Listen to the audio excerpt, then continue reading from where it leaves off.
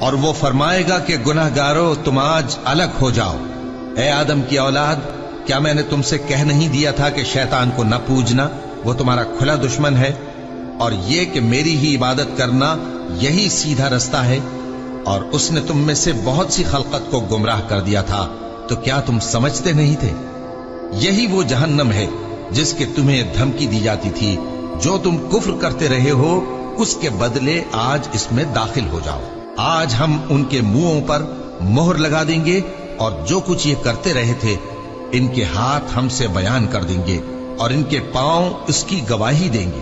اور اگر ہم چاہیں تو ان کی آنکھوں کو مٹا کر اندھا کر دیں، پھر یہ رستے کو دوڑیں تو کہاں سے دیکھ سکیں گے؟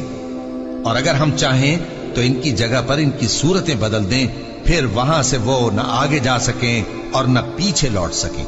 اور جس کو ہم بڑی عمر دیتے ہیں تو اسے تخلیق میں اوندھا دیتے ہیں، یعنی اسے بچپن کی کمزوری والی حالت کی طرف لوٹا دیتے ہیں۔ تو کیا یہ سمجھتے نہیں؟ اور ہم نے ان کو یعنی اپنے پیغمبر صلی اللہ علیہ وآلہ وسلم کو شعر گوئی نہیں سکھائی، اور نہ وہ ان کو شایع ہی ہے۔